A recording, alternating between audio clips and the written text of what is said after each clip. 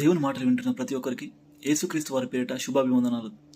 ఈరోజు మనం మాట్లాడుకోబోయే అంశం పాత నిబంధన యొక్క రూపురేఖ, అవుట్లైన్ ఆఫ్ ఓల్డ్ టెస్టిమెంట్. మనం చిన్నపిల్లలకు నేర్పించడానికి కానీ, నూతనంగా క్రీస్తు నమ్మిన వారికి అవగాహన కల్పించడానికి కానీ, ఇప్పటివరకు మాకు బైబిల్ మీద అవగాహన లేదు, కొత్తగా నేర్చుకోవాలనుకుంటున్నాము అనే వారికి కానీ,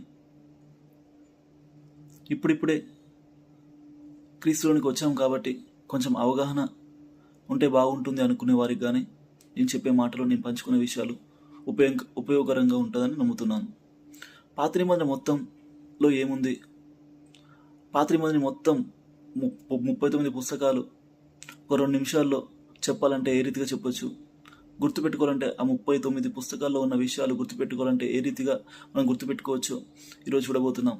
ఒక 20 పాయింట్స్ మనం గుర్తుపెట్టుకున్నట్లయితే, 20 పాయింట్స్ మనకు తెలిసినట్లయితే పాత నిబంధన మొత్తంలో ఏముంది అని ఒక అవుట్లైన్గా మనం తెలుసుకునే అవకాశం ఉంది.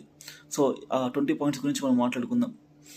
సృష్టిని సృష్టింపబడుట, మానవుని పుట్టుక, మానవుని పాపము, దేవుని శాపము, జలప్రలయము, అబ్రహాం గారి ఎన్నిక, ఇస్సాకు మరియు యాకోబు కుటుంబాలు,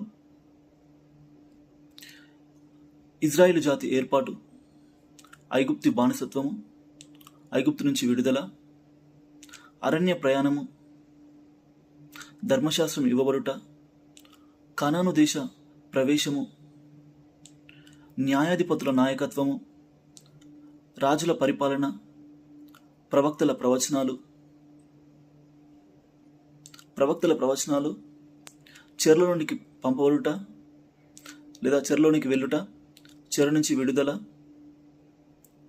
త్రిత్వదేవుని పనులు లేదా ఆశ్చర్యకార్యాలు లేదా పనులు, క్రీస్తు యొక్క మొదటి రాకడ విషయాలు లేదా ప్రవచనాలు.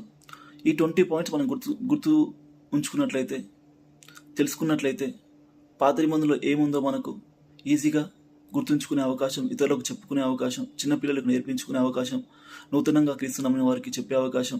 పాత నిబంధన యొక్క ఒక అవుట్లైన్ మనకు రావాలంటే ఈ 20 విషయాలు నేర్చుకుంటే మనకు ఏముందో తెలుస్తుంది. సో ఇది ఒకవేళ మనకు తెలియకుంటే మనం నేర్చుకోవడానికి, లేదా మన పిల్లలకు నేర్పించడానికి, నూతనమైన విశ్వాసాలకు నేర్పించడానికి, బైబిల్ చదివిన వారికి నేర్పించడానికి, లేదా చదువు రాని వారికి నేర్పించడానికి ఈ విషయాలు మీకు ఉపయోగకరంగా ఉంటుందని ఈ విషయాలు పంచుకుంటున్నాను. Thank you.